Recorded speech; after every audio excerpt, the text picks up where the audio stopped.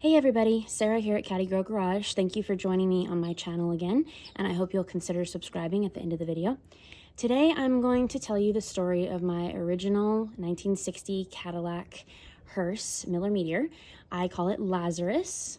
I took that name out of the story in the Bible in John 11 where Jesus resurrects Lazarus from the dead, because this car was pretty much like raising a car from the dead. You'll hear it in the story that I tell in a few minutes, and you'll see it in the videos that I'm going to share, the videos that I took from that day.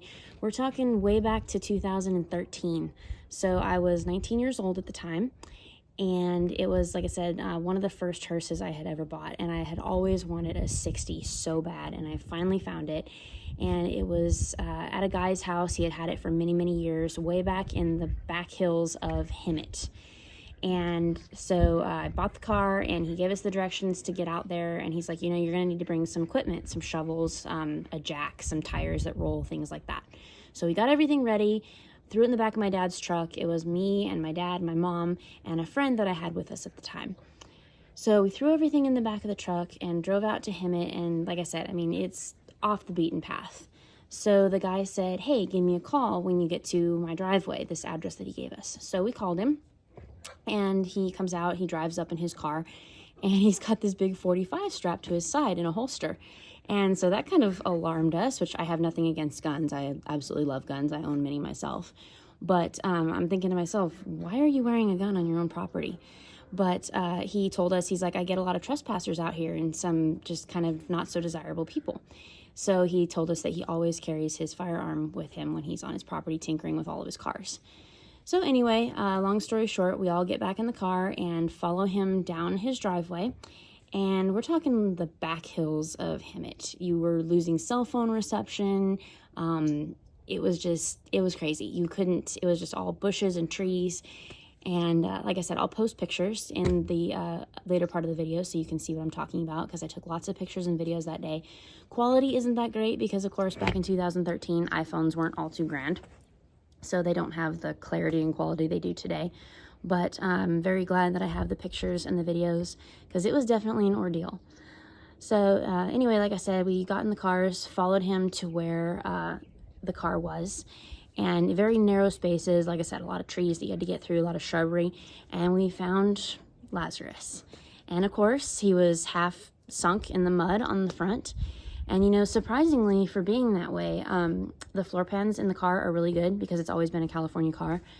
And so I was just super ecstatic to find it. Like I said, I had always wanted a 60. It was going to be me and my dad's father-daughter project. And he loves 60s and I love 60s. So I was just so happy. Okay, Rusty. So happy to find the car, and couldn't be more excited. So we got started. We started digging around the car with the shovels, and thank God, you know, the dirt was really loose and supple. So we unburied it enough to get the jack under it, and we jacked it up and started putting tires on it.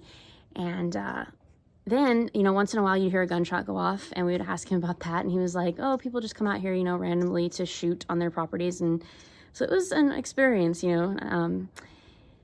And so we got all the tires changed, and then we had to hook it up to my dad's Suburban at the time with a tow cable and start to pull it out. Well, the dirt was pretty soft, so the truck really wasn't getting that great of traction. So the tires were just kind of spinning and it wasn't really doing much. So he luckily had a tractor, which obviously very handy because he had a large piece of property. So he got the tractor and hooked the tractor to the hearse with a tow cable, and then we started to try to pull it out with that. Well, the tractor didn't have quite enough gumption or guts, whatever you want to call it, to pull this heavy of a car.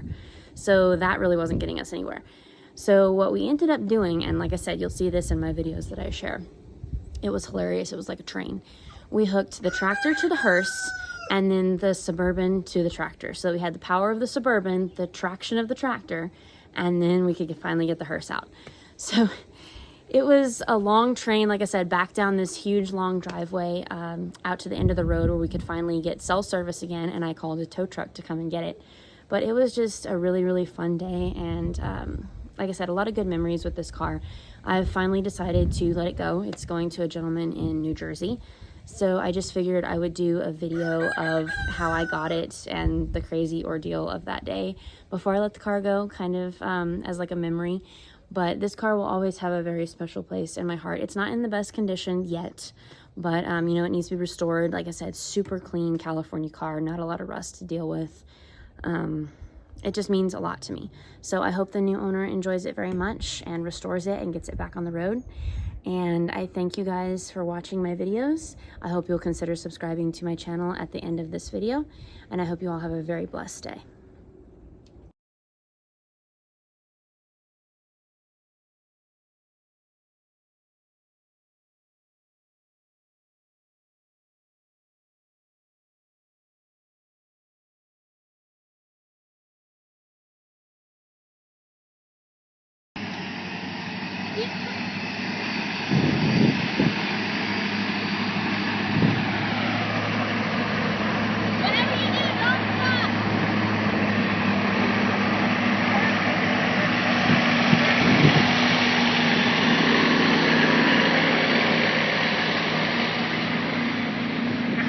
I didn't know my Suburban had limited slip.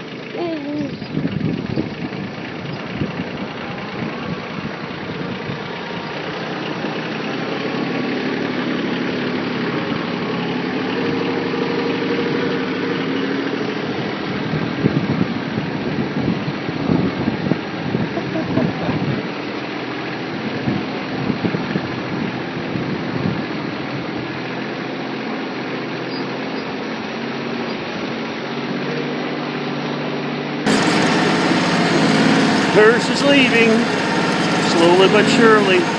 Bye-bye.